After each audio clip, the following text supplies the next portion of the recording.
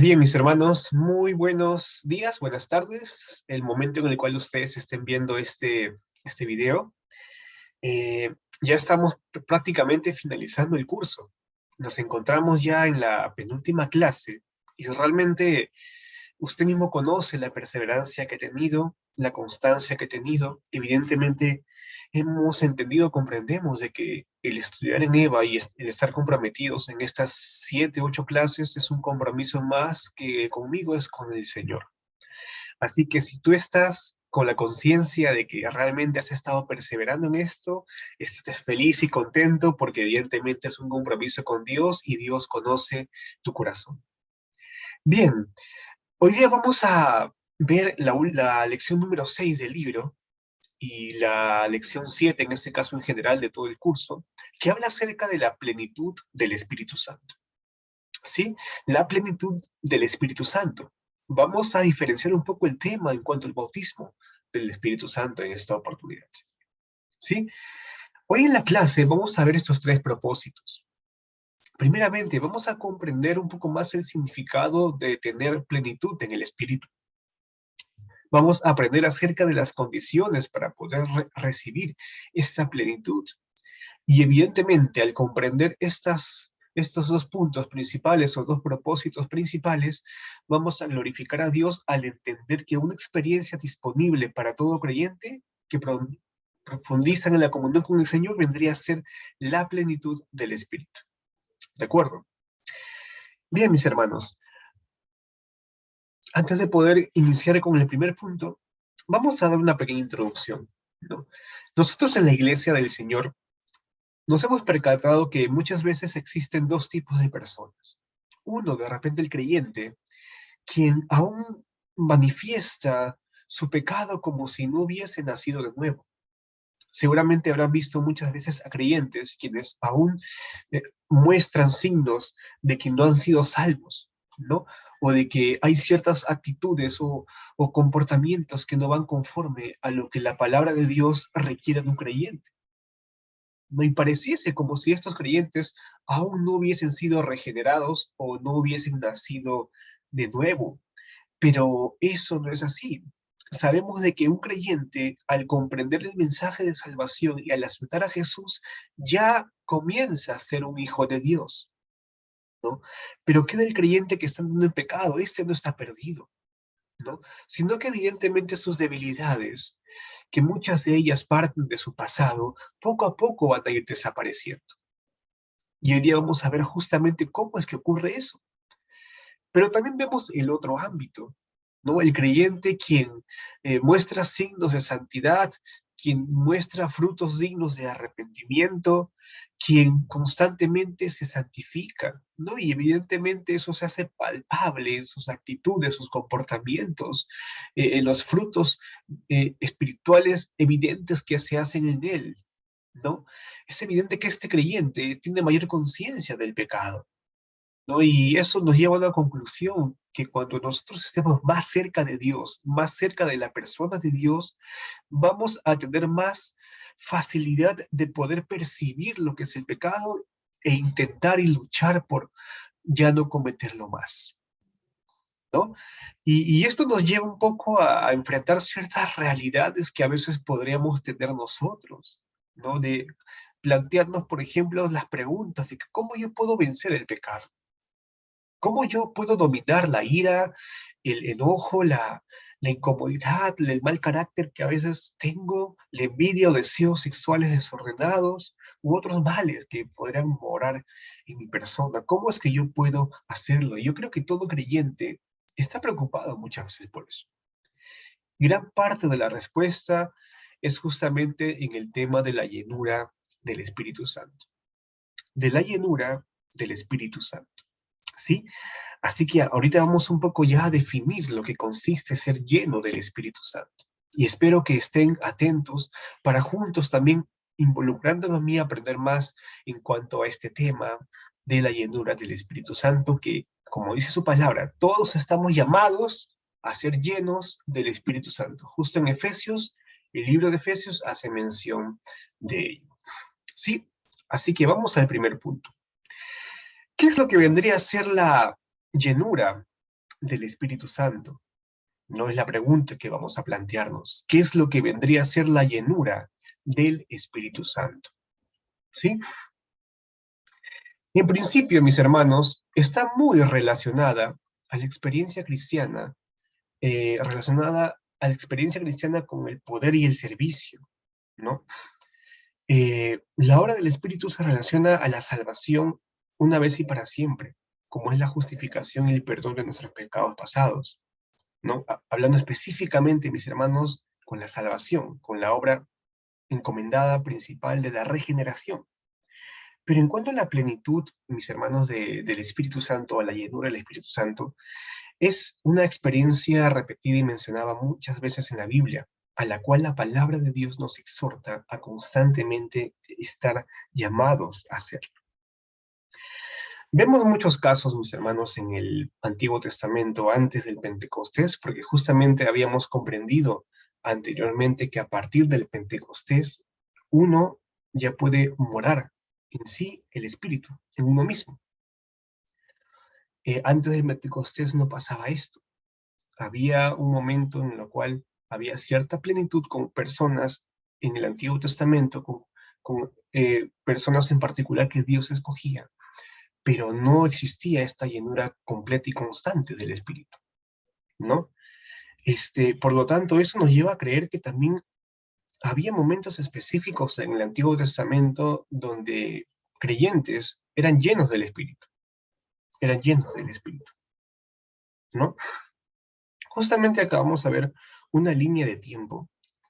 En cuanto a personas o siervos del Antiguo Testamento de forma particular, quienes fueron llenos del Espíritu, o no tanto ellos, sino el contexto que los bordeaba. Primeramente vemos en el caso de Abraham, ¿no? Abraham siendo lleno del Espíritu. Hubo un momento en particular cuando Abraham dice el texto que baja del monte con los mandamientos del Señor, los 10 mandamientos, y se hace evidente que en él resplandecía su rostro como si fuese el sol, ¿no? Esto hace una evidencia del morar del Espíritu y la plenitud del Espíritu que Moisés tenía, disculpen, que Moisés tenía, ¿no? Aquel momento, ¿no? En el caso de Abraham, disculpen, es diferente, más diferente. Abraham, justamente hay una mención en Génesis donde él anhelaba siempre andar con Dios, ¿no? Y ese andar con Dios evidenciaba una plenitud, una llenura del Espíritu, ¿no? En el caso de Moisés es lo que ya mencioné, en ese momento en particular cuando él baja del monte Sinaí, que resplandece su rostro, ¿no? Y asimismo también vemos en el contexto de Moisés cuando los sacerdotes, por ejemplo, la bendición sacerdotal, parte de ella consistía en que los sacerdotes tenían que estar llenos del Espíritu de Dios, o como dice el texto, del Espíritu de sabiduría, para que ellos cumplan su función sacerdotal, ¿no? En el caso de los reyes, como David, ¿no? Los reyes tenían que estar también llenos del Espíritu Santo para que haya un gobierno también espiritual sobre el reinado que ellos establezcan, para que su gobierno sea sabio, sea correcto, sea justo, como Dios lo deseaba, ¿no? Y era evidente que no, esta morada o esta llenura no era constante, eran momentos particulares cuando Dios quería utilizar de forma específica para algún servicio en particular a estos hombres de Dios, a estos hombres de Dios. Pero eran pocos hombres, mis hermanos. No eran muchos los que eran llenos del Espíritu Santo, ¿no? Vemos también, por ejemplo, antes del Pentecostés, el caso de, de Juan el Bautista, ¿no? Que dice el texto que él fue lleno desde el vientre de su madre, lleno del Espíritu Santo de Dios. Vemos también el caso de Elizabeth junto al papá de Juan el Bautista, que ellos también fueron llenos del Espíritu Santo de Dios, llenos del Espíritu Santo de Dios, ¿no? Y actualmente hay un contraste que es en cuanto a la iglesia, que luego de Cristo, la llenura se hace para todos. Todo creyente puede ser lleno del Espíritu Santo, pero no todo creyente está lleno del Espíritu Santo, ¿sí? Que estaban ahí presentes fueron llenos del Espíritu, fueron llenos del Espíritu Santo, ¿no? Pero hay un contraste, mis hermanos, entre esto con la madurez espiritual. entre esto con la madurez espiritual, ¿no? Justamente un creyente, quien ha nacido nuevo, quien recientemente es salvo, puede manifestar el poder del Espíritu en su vida. Pero la madurez espiritual es algo diferente, es algo que viene solamente a través de experiencias espirituales que uno presenta en el tiempo, los cuales uno puede adquirir toda la vida, ¿no? Y abarcan un crecimiento en una, como dice la palabra, una mayor madurez en el conocimiento de lo que es Dios, ¿no? Y un maduro espiritualmente presenta una continua experiencia del llenado del Espíritu, ¿no? Y eso evidentemente nos lleva a tener mayor juicio con las cosas espirituales. Por lo tanto, en el creyente puede pasar que un momento esté lleno del Espíritu Santo y después no, ¿no? Pero ¿cómo es que un creyente puede estarlo? ¿Cómo es que de repente te preguntas tú, ¿cómo es que yo puedo estar lleno del Espíritu? ¿No? Y justamente eso lo vemos en Segunda de Pedro, ¿no? Segunda de Pedro 3:18, cuando el apóstol Pedro nos dice, en cuanto a la importancia de crecer en la gracia y el conocimiento de nuestro Señor Jesucristo. Entonces, una de las respuestas va en ello, ¿no? En cuanto a la llenura del Espíritu, va muy relacionada a cuánto estamos creciendo nosotros en la gracia y en el conocimiento del Señor Jesús, el conocimiento de la palabra, y la aplicación de la palabra bíblica, ¿no? Lleva una rendición, mis hermanos, a la persona del Espíritu, una rendición constante, y un rendirse no simplemente es de palabras, un rendirse es completamente en toda nuestra vitalidad. Vamos a ver más adelante el mandato de Dios por medio de Pablo en los Romanos, ¿no? Cuando nos habla acerca de entregar nuestros cuerpos al Señor, no a las cosas de este mundo, ¿no? Vamos a verlo más adelante.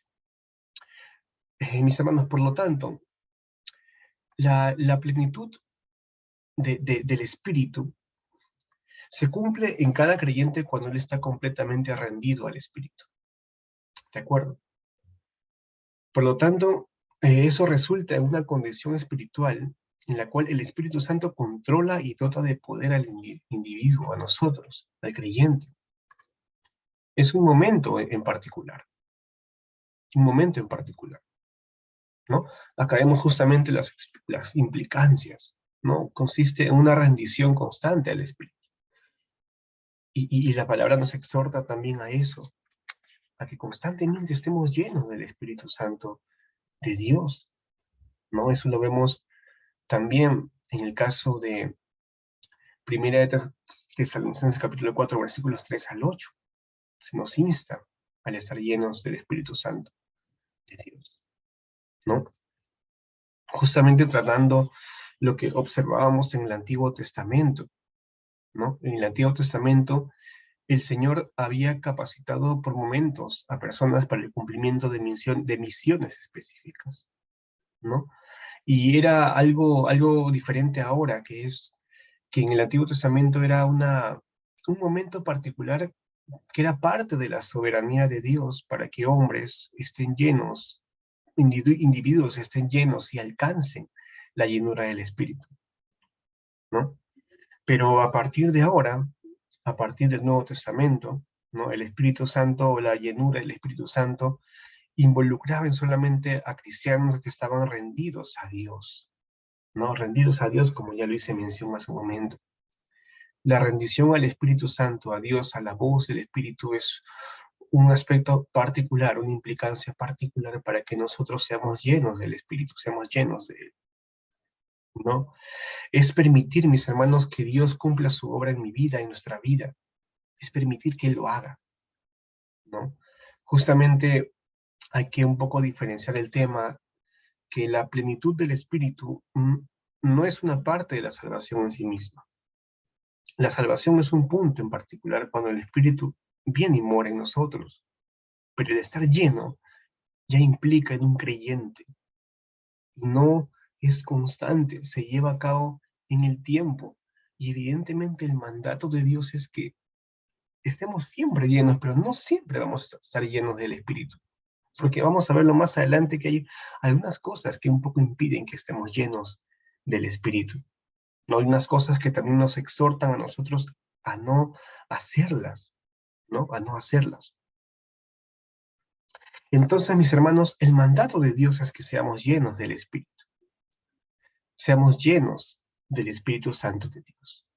¿No? En Efesios capítulo 5, versículo 18, observamos eso, ser llenos del Espíritu, mantengamos, es como decir que nos mantengamos siendo llenos del Espíritu, ¿no? En el texto, en Efesios 5, 18, hay como un tipo de comparación interesante, ¿no? Dice el texto, no sembraréis en vino, en lo cual hay disolución, antes bien sed llenos del Espíritu. No hay una comparación entre la llenura con lo que es el embriagarse en vino. Seguramente los que alguna vez se han embriagado antes de Cristo en vino, sabrán que esta sustancia, ¿no?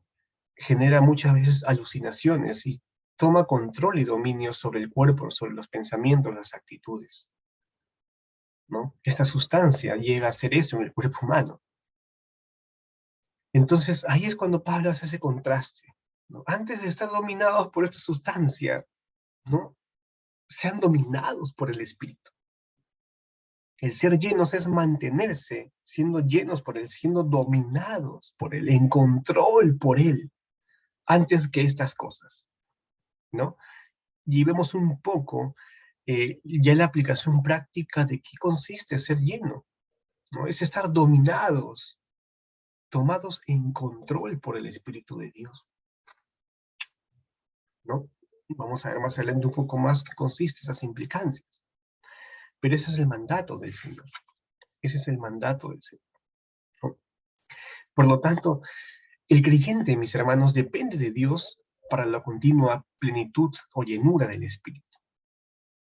Y evidentemente ningún cristiano puede vivir en el poder espiritual de ayer. Eso nos lleva a exhortarnos a que debemos crecer más en lo espiritual, crecer más en el conocimiento de Dios. No quedarnos en lo de ahora, sino tener la meta de seguir creciendo mucho más en el Señor, ¿no?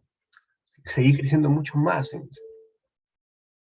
Bien, ahora vamos a ver el segundo punto, mandatos con respecto a la plenitud del Espíritu Santo, ¿no? Y son tres mandatos principales que la palabra de Dios nos llama a nosotros a poder hacer. Primeramente, el primer mandato es acerca de el no apagar al Espíritu Santo de Dios. Eso lo vemos en Primera de Tesalonicenses, capítulo 5, versículo 19. Nos da la palabra ese mandato de no apagar el Espíritu de Dios. El segundo es no contristar al Espíritu de Dios. Efesios 4:30. Y no contristéis al Espíritu Santo de Dios con el cual fuisteis sellados en el día de la redención, ¿no? Y el tercer punto, el tercer mandato, es el andar en el Espíritu. Gálatas 5:16 nos dice, si no, pues andemos en el Espíritu y no satisfagan los deseos de la carne. No satisfagan los deseos de la carne. Estamos llamados, mis hermanos, a hacer estos tres mandatos. Pero vamos un poco a detallar en qué consisten estos tres mandatos, ¿sí? Primeramente, el no apagar al Espíritu de Dios, ¿no? Es interesante el término apagar al Espíritu de Dios. Habíamos visto ya clases pasadas que existe un simbolismo en el Antiguo Testamento en cuanto al Espíritu de Dios como un fuego, como un fuego. También entendemos que Juan el Bautista, cuando anunció acerca de la obra de Jesús, él mencionó que por medio de Jesús íbamos a ser bautizados también en fuego, ¿no? En fuego. También hay unos pasajes en la Biblia donde habla acerca que hay una relación entre un fuego consumidor de parte de Dios. Recuerdo un fuego consumidor que evidentemente va muy relacionado a la santidad de Dios, al ser santificados por medio de ese fuego, esa purificación constante, ¿no? Entonces, un poco haciendo este análisis, el texto acá está simbolizando al fuego con con el Espíritu Santo de Dios. Está simbolizando el fuego con el Espíritu Santo de Dios. Pero dice acá, no apaguéis al Espíritu, no apaguéis ese fuego. Pero, ¿qué significa esto? ¿Qué es lo que significa esto? Es simplemente, mis hermanos, decir no a la voz del Espíritu. Es decir no a hacer la voluntad de Dios. Es decirle no al mandato del Espíritu de dejarme conducir por Él o guiar por él en mi vida. ¿No? Pero ¿cómo, de forma práctica, aplicativa, cómo puedo ver esto? Por ejemplo, yo leo mi devocional o escucho de repente un mensaje de Dios en el culto que de repente trata mi pecado, que de repente toca mi corazón y me dice, wow, el mensaje está hablando algo lo cual yo estoy haciendo, pero yo me niego a obedecerlo. Eso es apagar al Espíritu Santo, es apagar su voz, es apagar su voz, apagar su mandato, apagar su control, apagar el mandato que Dios nos manda a rendirnos delante de Él. Es apagar prácticamente el vivir conforme a la voluntad de Dios, el no obedecer a Dios. Ello es no apagar al Espíritu. Ellos, disculpen, apagar al Espíritu. Pero el mandato es no apagarlo, no apagarlo. Si el Espíritu Santo me está hablando, debo rendirme a Él y obedecerlo. Hay un ejemplo muy claro y precioso acerca de esta enseñanza y nos ejemplifica justamente Jesús. Cuando Jesús estuvo en el monte de Getsemaní, en esa oración pasional, ferviente, que Jesús tuvo delante del Señor, que lo llevó al punto de que dice el texto de que pareciese como de sus ojos saliesen lágrimas de sangre, que más que eso fue un momento de tensión muy fuerte de nuestro Señor Jesús al orar previamente a su muerte, porque él sabía lo que iba a venir, el sufrimiento que iba a padecer, y evidentemente como hombre también que era Jesús, presentó estos signos naturales de un hombre que se tensionó, sus venas de sus ojos se reventaron y chorrearon sangre. Vemos en las palabras de Jesús, ya finalizando su oración, que Jesús dice, no se haga mi voluntad sino la tuya. No se haga tu voluntad sino mi voluntad, sino la tuya. Jesús rindiendo su vida a Dios. Jesús obedeciendo el mandato y el propósito de Dios, aunque esto tenía implicancias para su cuerpo y su vida. Eso, mis hermanos, nos lleva a nosotros también el pensar esto, que a veces Dios nos puede mandar a algo o a algún lugar donde vamos a padecer sufrimiento por Él de repente. O sea, algunos nos manda a un lugar misionero, donde van a ser contradecidos por la palabra, ante la predicación de la palabra, y van a padecer sufrimiento, pero el Espíritu Santo de Dios te quiere enviar allá, ¿no? Si yo le digo no, estoy apagando al Espíritu, estoy apagando su voz, ¿no? Vemos el caso, por ejemplo, de Jonás, ¿no? Quien fue enviado por Dios a Nínive, pero él quiso escaparse de la voz de Dios y al final Dios lo termina enviando, ¿no? Soberanamente obra y lo manda una vez más allá. No apagar a la voz del Espíritu, no apagar al Espíritu Santo, ¿no? A los cristianos se nos exhorta, mis hermanos, a que constantemente nos rindamos a Dios, nos rindamos al Señor, ¿no? Eso se nos exhorta a nosotros.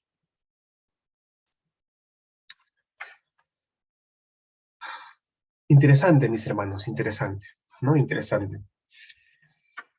Justamente hay un texto en Romanos capítulo 6, versículo 13, donde nos habla acerca de la rendición a la voluntad de Dios, de un creyente, de nosotros, que estamos llamados a hacerlo.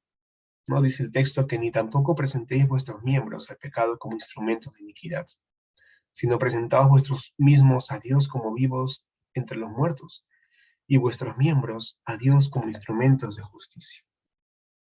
No presentar también nuestro cuerpo al pecado, ¿no?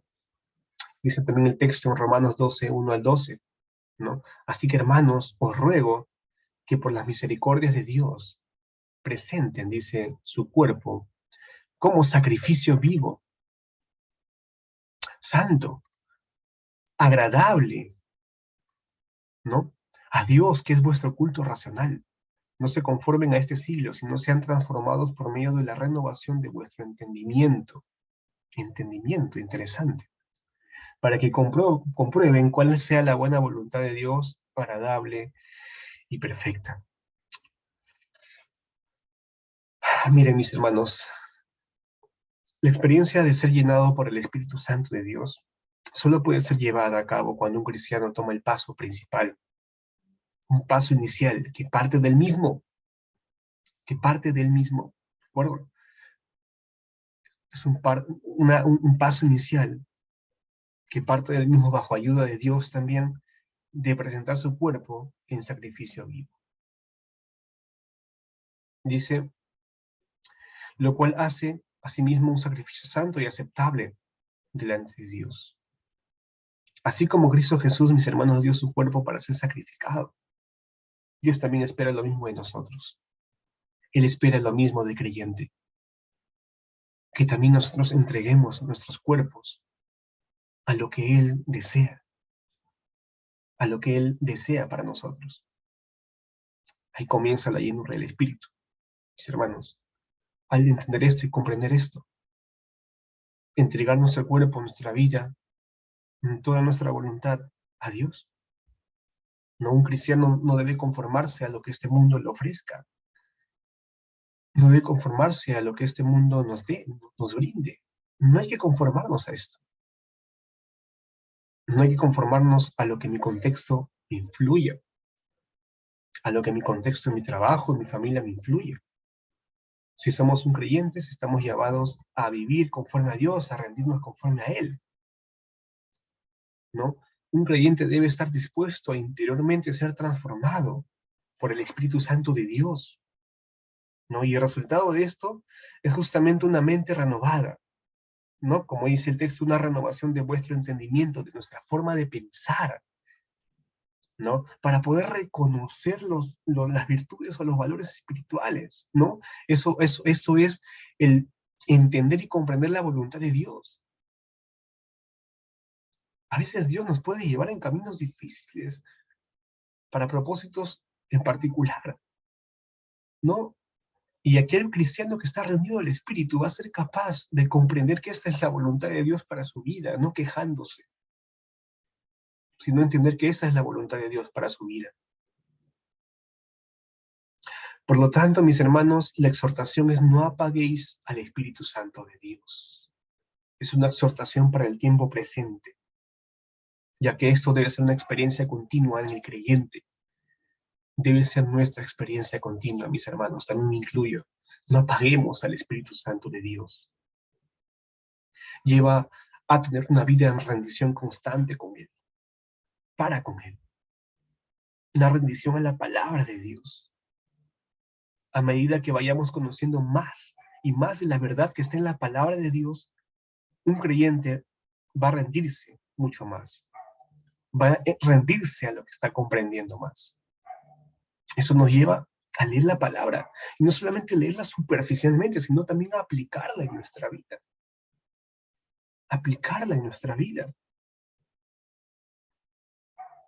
No hay una guía de Dios sin una rendición, mis hermanos. El creyente debe ser guiado siempre por los principios de la palabra de Dios. La palabra de Dios debe ser nuestra guía de principios. El apagar al Espíritu Santo es no obedecer la palabra de Dios. La obediencia a la guía de Dios, mediante su Espíritu, es muy necesaria para que estemos llenos del Espíritu. El obedecer la voz de Dios por medio de su palabra es necesaria para que seamos llenos del Espíritu, para que andemos en la plenitud del Espíritu.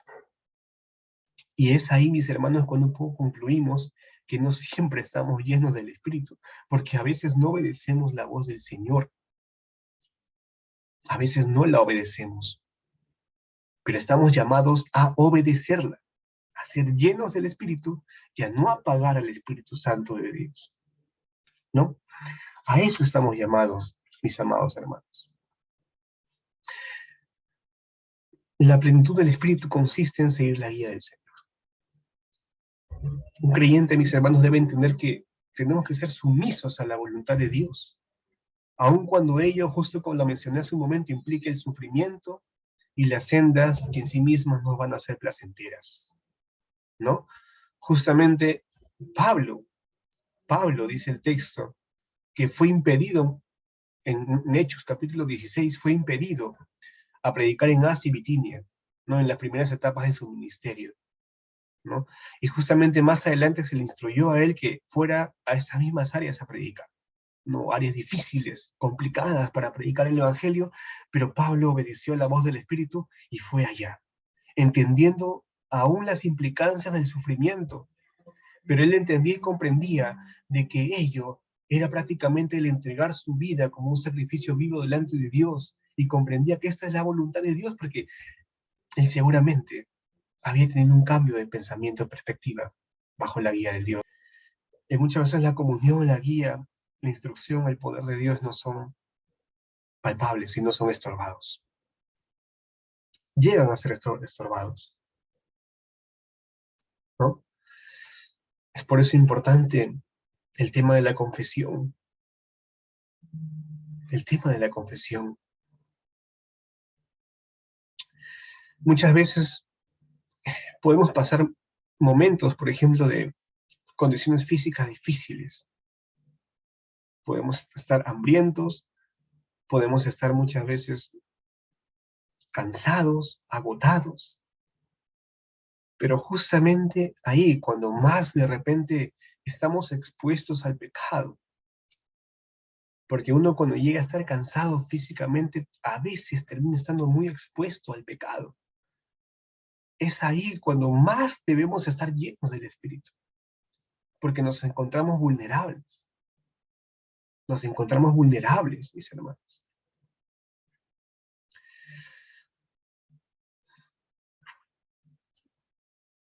Pero ¿qué pasa cuando pecamos? ¿Qué pasa cuando pecamos, cuando contristamos al Espíritu? ¿Qué pasa cuando un cristiano en su conciencia entiende que ha contristado al Espíritu Santo de Dios? ¿Qué es lo que pasa? ¿Qué es lo que debe hacer? El remedio principal es la confesión del pecado. Es la confesión del pecado. Primera de Juan 1:9. Si confesamos nuestro pecado, Él es fiel y justo para perdonarnos y limpiarnos de toda maldad. Este pasaje hace referencia a un hijo que ha pecado contra su Padre Celestial. El pecado no es contra el hombre, mis hermanos. Si hemos pecado es contra el Dios 3 veces santo. Pero ese mismo Dios santo, si confesamos nuestros pecados, se hace evidente su fidelidad y su justicia al limpiarnos de la maldad y limpiarnos del pecado y restaurarnos y levantarnos. La confesión del pecado, mis hermanos, permite renovar esa comunión con Dios. Algo que muchas veces estorba con el pecado, la confesión renueva esa comunión con Dios, ¿no? Justamente reconociendo que las bases o los fundamentos del perdón consisten en lo que Cristo Jesús hizo por nosotros al ir a la cruz, ¿no? Y deseando ser restaurados a una comunión con Dios íntima, con el Padre. Así también con el Espíritu Santo de Dios, ¿no? Justamente este texto de 1 de Juan 1:9, mis hermanos, nos asegura cuán fiel es Dios, cuán fiel y justo es Dios para perdonarnos y quitarnos esas barreras que interponen a esa comunión con Dios que tengamos. Por lo tanto, estamos llamados a confesar sinceramente nuestra iniquidad delante de Dios cuando hemos pecado. El confesar, mis hermanos, es un acto de humildad. Y como dice el texto, Dios mira de cerca al humilde, pero lejos al altivo. El confesar el pecado es muchas veces una humillación a sí mismo para que Dios sea exaltado, para que Dios sea glorificado por la obra redentora y por el perdón que nos brinda. Justamente confesando nuestros pecados, nosotros como creyentes tenemos que estar seguros de que Dios nos ha perdonado y nos perdona inmediatamente, únicamente al confesar el pecado. Una confesión sincera, sincera. Una confesión que implique entender que hemos ofendido al Dios Santo y que sí merecemos ser fulminados. Pero también comprendemos que Dios es un ser misericordioso para con nosotros, que nos perdona y nos limpia. Acordémonos del Salmo 51, la confesión de David: contra ti, solamente contra ti he pecado. Mi pecado está delante de ti. Rogar a Dios por misericordia, porque Él es misericordioso. Rogar a Dios por su fidelidad, porque Él es fiel. Nos lleva a ser limpiados y perdonados por Él, para que esa comunión con Dios sea restaurada y podamos ser llenos del Espíritu Santo de Dios.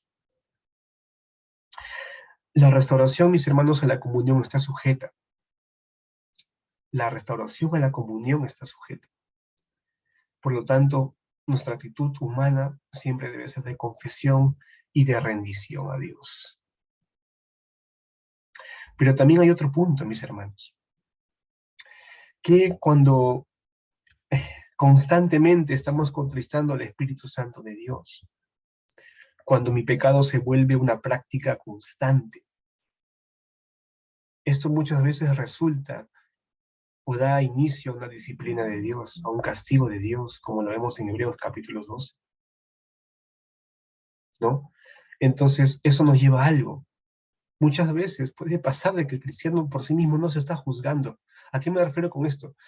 Muchas veces el cristiano por sí mismo no se da cuenta de lo que hace, o probablemente su corazón se ha vuelto duro y no confiesa su pecado. Ahí es cuando Dios interviene de forma soberana y trae el castigo. Una disciplina divina que es a veces necesaria para que Dios, aquel creyente que está torcidito, lo encamine nuevamente en el camino de Él, ¿no? Ahí, en ese momento en particular, el creyente debe estar dispuesto a ser disciplinado por Dios, porque eso es bueno. Dios al que ama disciplina, dice la Biblia. Y si el creyente llega a ese punto, debe comprender que esa disciplina es parte del amor de Dios para con su vida. ¿Sí? Tras esto, tras la disciplina de este padre fiel a un hijo rebelde, Dios encamina a este creyente, y este creyente, al ser restaurado por Dios, también lo lleva y lo encamina a poder estar lleno del Espíritu Santo de Dios, ¿no? Y finalmente, ¿no? El tercer punto, que es un mandamiento positivo, el andar en el Espíritu. El andar en el Espíritu, de acuerdo a Gálatas capítulo 5, versículo 16. El andar en el Espíritu es caminar con el Espíritu. Caminar con el Espíritu. Es apropiarse del poder y la bendición que es provista por el Espíritu a cada creyente, mis hermanos. ¿No? Es un mandato para ahora mismo. El andar es ahora mismo, siendo creyentes. Dios espera de nosotros una vida espiritual con un estándar alto, porque Dios es santo, y requiere que nosotros andemos en santidad, ¿no? Un creyente que no desea ese tipo de vida, una vida en santidad, y quien no luche por esto, no va a ser capaz de cumplir la voluntad de Dios, ¿no? Ni se van a manifestar en él el poder de Dios, ¿no? Es por eso que tenemos que andar en el Espíritu. Tenemos que andar en el Espíritu. Mis hermanos, al andar en el Espíritu nos va a ayudar a poder vivir con ciertas normas que Dios requiere que nosotros vivamos. Como por ejemplo, el amar como Cristo ama. El amar como Cristo ama se da bajo ayuda del Espíritu. Por ejemplo, ¿qué más? Que nuestros pensamientos sean traídos a la obediencia a Cristo, ¿no? Estos dos principios, estas dos normas iniciales, se hacen imposibles sin que el poder del Espíritu Santo sea manifiesto en mi vida. ¿Qué más? Vivir una vida espiritual como fruto del Espíritu, conforme a los frutos espirituales, ¿no? U otros mandamientos, como el estar siempre gozosos, el orar sin cesar, el dar gracias a Dios por todo es por todo, aun cuando sean los tiempos difíciles, Dios nos manda a dar gracias a Dios por todo, porque esa es su voluntad, dice el texto, esa es la voluntad de Dios para con vosotros en Cristo Jesús. Estas actitudes o normas van a ser imposibles, mis hermanos, si no andamos en el Espíritu Santo, si no andamos en Él. Por ejemplo, el estar gozoso. Justamente hace unos devocionales que estoy compartiendo en la iglesia, se tocó ese tema en cuanto al gozo, a la alegría, ¿no? El gozo no es algo que nace de uno mismo, es algo espiritual, porque el gozo es estar alegre, confiado o gozoso, como dice la misma palabra, a pesar de las circunstancias que podamos pasar, sea difícil o sea fácil. Pero esto es algo espiritual. Por ejemplo, gran respuesta del gozo, o gran ejemplo, testimonio de gozo, podemos ver en el mismo Pablo. Cuando escribía las cartas, estaba muchas veces en la cárcel y él manifestaba estar gozoso a pesar que estaba en la cárcel. Esto es increíble, pero evidentemente Pablo andaba en el Espíritu. Pablo andaba en el Espíritu, ¿no? Pablo andaba en el Espíritu. Es imposible manifestar estas normas de parte de Dios si no andamos en el Espíritu, mis hermanos, ¿no? Pero es evidente que muchas veces esto se vuelve complicado, ¿no? Porque estamos andando en un mundo pecador. Llega a ser complicado para el creyente aplicar estos estándares de vida al estar en un mundo pecador, ¿no? Muchas veces el creyente tiene oposición por parte de Satanás y está implicado en una lucha incesante con el enemigo de Dios, ¿no? Con el enemigo de Dios. O otras veces también se hace manifiesto la carne misma, ¿no? Esa antigua naturaleza que aún mora en nosotros, ¿no? Es por eso, mis hermanos, que esta nueva naturaleza nos lleva a estar siempre dependientes de Él, ¿no? Esos estándares que mencioné hace un momento se hacen imposibles si vivimos en la carne, o vivimos conforme a lo que el mundo nos influencia, se hacen imposibles. Tenemos que vivir conforme al Espíritu Santo de Dios. Él únicamente nos puede traer en victoria. Él únicamente nos puede traer en victoria. Amén. Él únicamente nos lleva en victoria. ¿Qué más, mis hermanos? Ya vimos los 3 puntos: no apagar al Espíritu Santo de Dios, no contristar al Espíritu Santo de Dios y andar en el Espíritu Santo de Dios. Ahora, finalmente, vamos al último punto, ¿sí? Ese punto no está en la diapositiva que he colocado. Vamos al tercer punto de esta clase, ya para ir finalizando. Los frutos de una vida plena del Espíritu Santo. Ya hemos visto acerca de qué es la llenura del Espíritu. Hemos visto acerca de los mandatos respecto a la plenitud del Espíritu Santo para que seamos llenos del Espíritu Santo. ¿Qué debemos hacer? Ahora, ¿cuáles son los frutos de una vida plena del Espíritu? Los frutos hacen referencia a las consecuencias. ¿Qué del creyente que está lleno del Espíritu? ¿Qué pasa en su vida? ¿Qué ocurre en su vida? ¿Qué resultados gloriosos manifiesta en su vida? ¿No? Primeramente, experimenta una santificación progresiva como consecuencia de andar en el Espíritu. Una santidad de vida en la cual el fruto del Espíritu está cumplido. La santificación, mis hermanos, constante, progresiva, es parte de un resultado glorioso. Aquí encontramos la respuesta a lo que analizamos primeramente en la introducción, ¿no? Aquel quien vive conforme a la rendición al Espíritu va a poder vencer sus debilidades o sus luchas espirituales que presente. Eso es la santificación, eso es la purificación, eso es el actuar de ese fuego consumidor en nuestra vida para que purifique nuestra vida. Así como hay una analogía en Proverbios, capítulo 16, dice el texto, así como el metal es purificado con fuego, así Dios también nos purifica a nosotros.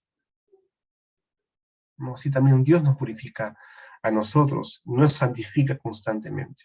Ese es el primer resultado glorioso, cuando uno vive rendido al Espíritu Santo y en plena rendición al Espíritu Santo.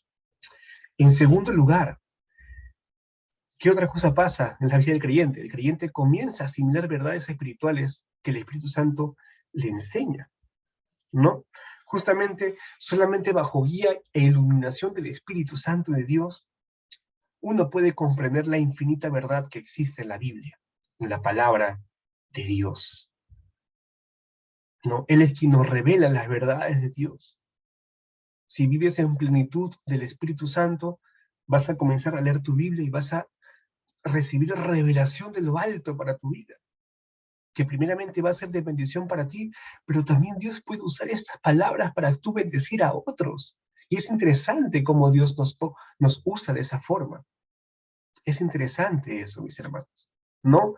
Justamente las cosas profundas de Dios, las verdades, solo pueden ser comprendidas en un hombre que es enseñado por el Espíritu Santo de Dios, ¿no? Las cuales son reveladas a aquella persona que ande en plena llenura o ande en el Espíritu Santo de Dios, ¿no? Justamente así como la salvación fue una convicción en nosotros en un principio, así también las verdades de Dios van a ser comprendidas por nosotros constantemente si uno vive en plena llenura del Espíritu Santo. El tercer punto. El Espíritu Santo comienza a ser la guía del creyente al aplicar la palabra de Dios en cada situación particular. Vimos en el segundo punto el entender y comprender la palabra de Dios. Ahora vemos el aplicar la palabra de Dios. Es una obra del Espíritu el aplicar la palabra de Dios. Es una obra del estar lleno del Espíritu el aplicar la palabra de Dios, ¿no? El aplicar ya viene a hacer cosas externas, ¿no? Antes de repente nuestras luchas eran externas, manifestación de la personalidad, el carácter terrible que a veces uno llega en Cristo, antes de Cristo a ser creyente, pero ahora aplico la Biblia, ¿no? Aplico los frutos espirituales, por ejemplo, ser paciente, tener templanza, dominio propio, aplicar lo que la palabra de Dios me enseña, ¿no? Lo que la palabra de Dios me enseña, ¿no? Y de esta forma es demostrando cuál es la buena voluntad de Dios para nuestra vida. Justamente hay una analogía aquí con Abraham, ¿no? Abraham declaraba en Génesis 24:27 que él era guiado por Jehová en el camino. Así también nosotros debemos ser guiados por el Espíritu Santo en nuestro camino de vida.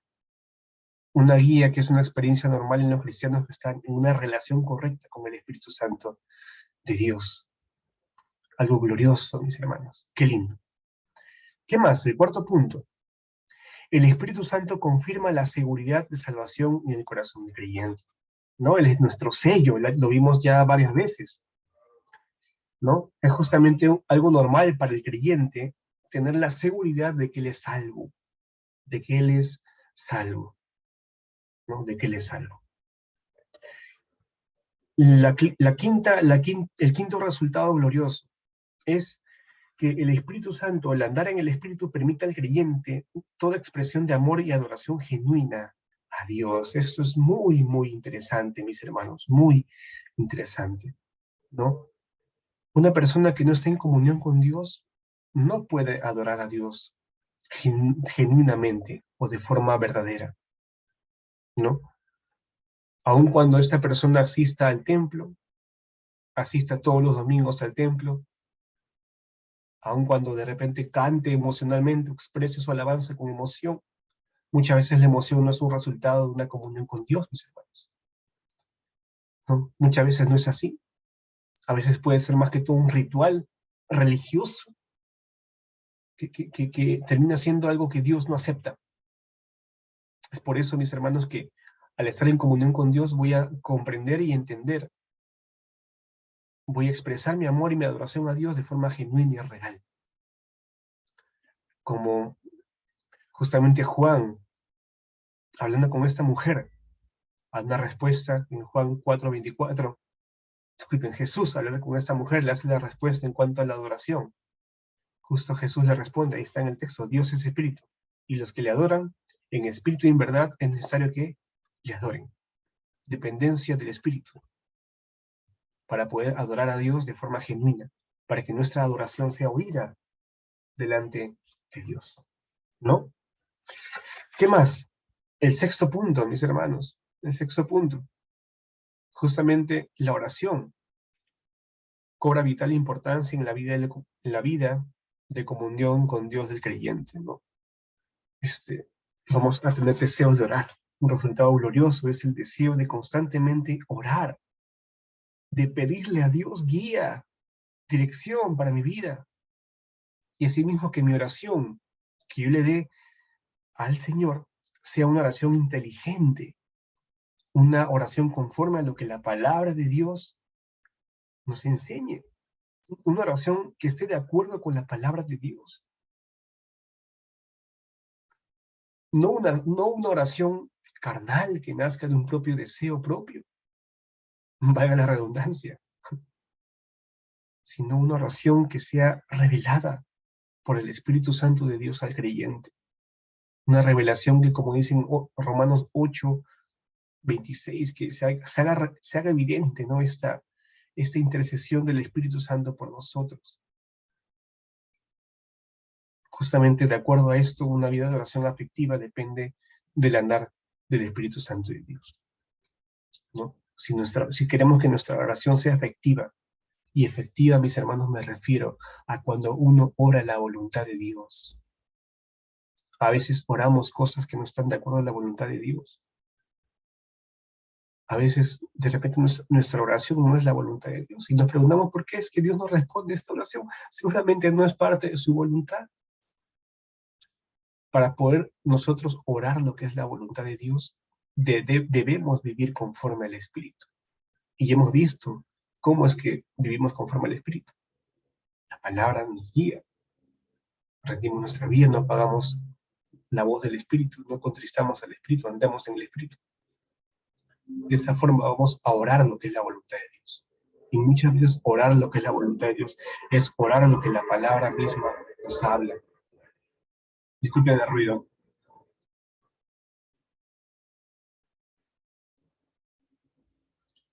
Hay un helicóptero que está volando. El punto 7, mis hermanos. El punto 7. Que toda la vida de servicio de un creyente y el ejercicio de sus dones naturales y espirituales están dependiendo del poder del Espíritu, ¿no? Hace referencia a nuestro servicio en la iglesia, nuestro servicio también en la comunidad, ¿no? Para poder tener un servicio efectivo, un servicio que sea de bendición a otros, que también agrada a Dios, hay que vivir conforme al Espíritu. Muchas veces, mis hermanos, entendemos que Dios nos ha dado dones espirituales a nosotros. Muchas veces el no aplicar los dones espirituales o no ejercitarlos como la palabra de Dios nos enseña, es parte de el no estar llenos del Espíritu. Cuando estemos llenos del Espíritu, vamos a saber ejercitar nuestros dones de forma correcta, a punto de ser de bendición e edificación. Bendición y edificación con la iglesia, ¿no? A veces llega a pasar que hay hermanos que tienen pocos dones espirituales, pero estos sí viven conforme al Espíritu, viven en rendición al Espíritu, y estos pueden ser usados grandemente por Dios, porque están andando conforme al poder del Espíritu. Por lo tanto, mis hermanos, la enseñanza de la Escritura sobre la plenitud del Espíritu es importante, y el creyente sabio debe conocerla. Para ser sabio hay que conocerla, aplicarla, y de esta manera honramos a Dios con nuestra propia vida. Y finalmente, mis hermanos, justamente el proceso de santificación es algo gradual. Pero hay algo precioso y hermoso que pasará. Espero que no sea aquí a mucho tiempo. Que justamente en un abrir y cerrar de ojos ya no habrá muerte y pecado. Ya no habrá más muerte y pecado debido a la eternidad que tenemos en Cristo Jesús. Justamente para un momento en el cual va a acabar este proceso de santificación. Y cuando estemos en la presencia del Señor, como dice el texto, va a haber, nos van a renovar, Dios nos va a renovar nuestro cuerpo, todos nosotros, y Dios nos va a volver seres perfectos, completamente perfectos. Y la esperanza que tenemos en el Espíritu y esa convicción es que Él lo va a hacer. La santificación es importante aquí y es trascendente para la eternidad, mis hermanos. Es trascendente para la eternidad. Seamos creyentes que vivamos en dependencia del Espíritu. Pidámosle a Dios su presencia cada día. Pidámosle al Señor su presencia, su guía. Pidámosle a Dios que nos ayude a estar siempre rendidos bajo propia voluntad delante del Señor, delante del Espíritu.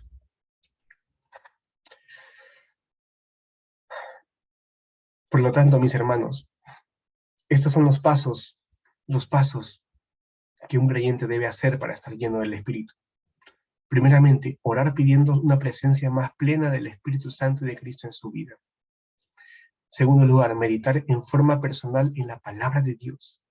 Importante nuestros devocionales, mis hermanos.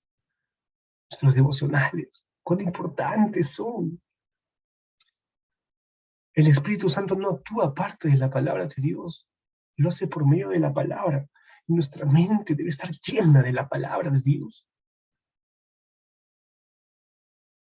A veces nuestro testimonio termina siendo negativo porque no vivimos la palabra de Dios. ¿Cómo vamos a vivir la palabra de Dios si no la leemos? Si no meditamos de forma personal con ella. No es mero conocimiento, mis hermanos, es meditación, aplicación de lo que Dios quiere para nosotros. Y finalmente, asistir fielmente a la exposición de la palabra en las reuniones de la iglesia. A través de la predicación fiel y autorizada de la palabra, el Espíritu Santo le hablará, le convencerá de pecado y le guiará a la santidad. Amén, mis hermanos. Amén. Vamos a terminar orando, ¿sí? Vamos a terminar orando, pidiéndole al Señor que nos guíe, que nos ayude a vivir en plena llenura, plenitud de Espíritu. Padre Santo, Señor, queremos agradecerte por tu palabra. Queremos pedirte que tú nos llenes con tu Espíritu Santo. Es tu mandato ser llenos del Espíritu Santo. Señor, si hay en nosotros impedimento alguno, pecado, Señor, alguno, lo confesamos delante de ti, suplicándole a usted su perdón, Señor, y suplicándole que usted nos santifique con su palabra. Ante ello, danos el deseo siempre de meditarla, de aprenderla, de memorizarla y de aplicarla, para que usted nos santifique, Señor. También en los cultos de los domingos, permítenos estar siempre atentos a tu voz, esperando, ser tocados, expectantes por lo que la palabra de Dios nos toque al corazón y nos lleve al punto del arrepentimiento si estamos cometiendo algo malo, para ser santificados ante ti, Señor. Ser santificados y purificados, Señor. Tú eres el Dios, fuego consumidor, Señor. Padre, ayúdanos. Te lo pedimos en el nombre de Jesús. Amén y amén. Bien, mis hermanos, amén. Dios les bendiga mucho y espero que puedan también responder la tarea, ¿sí? Justo les comenté de que hay unas preguntas que voy a plantear y se me fue la mente de que las preguntas están en la tarea. Así que espero que las respondan, ¿sí? Por favor, no les animo a que no copien y peguen lo que está en el libro, ¿sí? Les animo a que por favor escuchen o gran parte de lo que se ha mencionado en el video y también ustedes con su propio análisis puedan responder las preguntas. ¿Sí? No hagan respuestas muy puntuales, sino si gustan, amplíense un poco más porque eso les va a enriquecer a ustedes. Dios les bendiga y nos vemos en la siguiente clase.